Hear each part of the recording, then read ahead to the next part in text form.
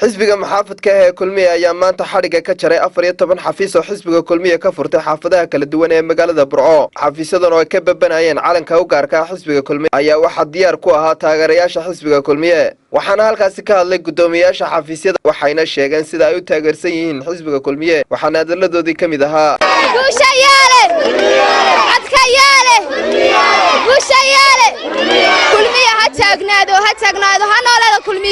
xisbiga kulmiye guriga waxaan u furnay waa kulmiye waanu ku faraxsanahay awal aakhir waxaan kulmiye haddana cudud iyo maskax kulmiye aan la taaganahay ka bilaabay niman baxadsoorihii marin niman dawixii ka dabaciin niman cadawgii u jirib dhigin alla camalkiina caash ku qoray wadani baan u codeeyay waa ceeb leeyahay ku soo dhawaada waftida ballaaran ee qaayaha iyo qiimaha leh nagala soo qayb gashay madashan aadka qiimaha leh aad iyo aad bay ku mahadcelinaa xafiiskuna intan iyo inka badanba way imaanayaan wayna soo camreen insha Allah taala salaan kadib waxaan leeyahay guul iyo gobonimo ay noo rajaynayaa caafimaad iyo cisinaynu ku guulaysanayno rajaynayaa anagu waxaanu nahay ural nuur leeyahay abidba waxaan taageersanayn kulmiye imikana waxaan leenahay kulmiye ha guulaysto waxaanu maanta furnay xadhiga ka jaray xafiiska ugu weyn hoodan qayro waa xafiiska ugu faca weyn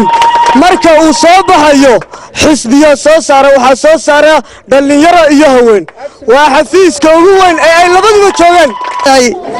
taageerahiin iyo waxaan la taageero garab taageernay xisbiga kulmiye musabix abdi taasaan ku kalsoonahay awal oo aakhir waxaan nahay xisbiga kulmiye yaa sanamti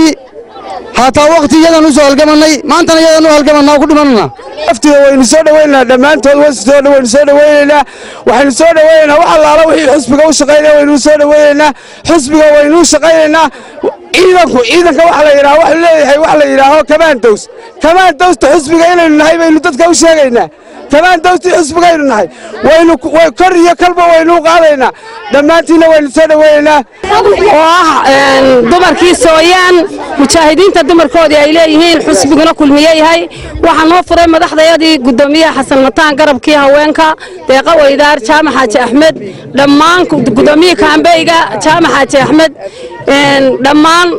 waan salaamantihiin kulligood waan wada salaamaynaa geesta kale mas'uuliyiinta xisbiga kulmiye ee heer gobol ay wehelinayeen gudoomiyaha kaambeenka gobolka Togdheer jaamac xaaji axmed ayaa soo dhaweeyay xafiisyadan cusub ay furteen taageerayaasha xisbiga kulmiye waxaana hadaladoodii kamid ahaa